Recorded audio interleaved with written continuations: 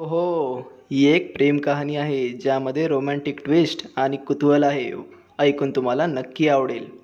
आहे त्या बंद दरवाजा मागे. पुण्यात एक जुन्या वाड्यात नवीन भाडेकरून म्हणून स्वराली आली. तिचं स्वप्न होतं स्वतंत्र जगायचं, स्वतः काहीतरी साध्य करायचं. वाडा फार जुना असला तरी त्यात एक अनोखी मोहिनी होती. पण एक गोष्ट मात्र तिला सतत विचित्र वाटायची. त्या वाड्यात एक बंद दरवाजाची खोली होती.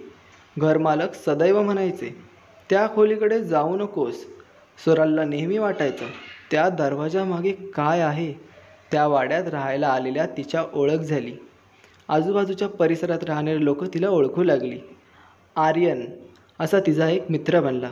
शेजारच्या घरात राहणारा एक शांत, गोड आणि अत्यंत हुशार मुलगा. दोघं रोज भेटायला लागले. आर्यन तिला शहर दाखवायचा, तिच्या प्रत्येक छोट्या छोट्या गोष्टीत सहभागी व्हायचा. काही दिवसांनी दोघांच्या नात्यात गोडवा निर्माण झाला.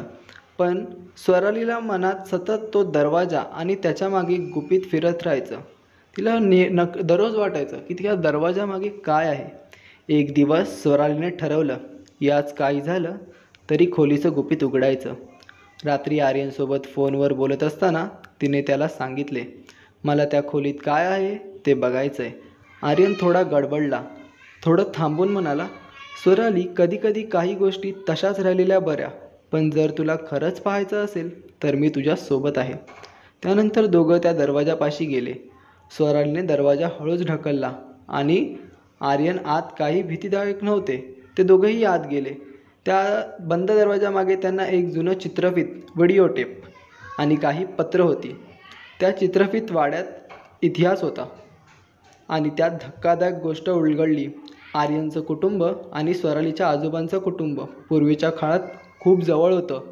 स्वरालीचे आजी आजोबा व आर्यनचे आजी आजोबा यांचं एकमेकांवर प्रेम होतं. हे जाणून स्वराली आणि आर्यन दोघंही थोडे क्षणभर दचकले. पण या गोष्टीमुळे त्यांच्या प्रेमात एक वेगळंच बंध निर्माण झाला. जणू नियतीने त्यांना पुन्हा भेटवलंच होतं. त्यांची आजी आजोबांच्या अपूर्ण प्रेमकथेचे सुंदर पूर्णत्व देण्यासाठी. आज स्वराली आणि आर्यन एकत्र आहेत. प्रेम, विश्वास आणि एकत्र शोधलेल्या गुपिताच्या आठवणींमध्ये बांधले गेलेले आहेत. जर तुम्हाला गोष्ट आवडली असेल व पुढचे पार्ट पाहायचे असतील काय झाले तर आमच्या चॅनलला सबस्क्राईब करा.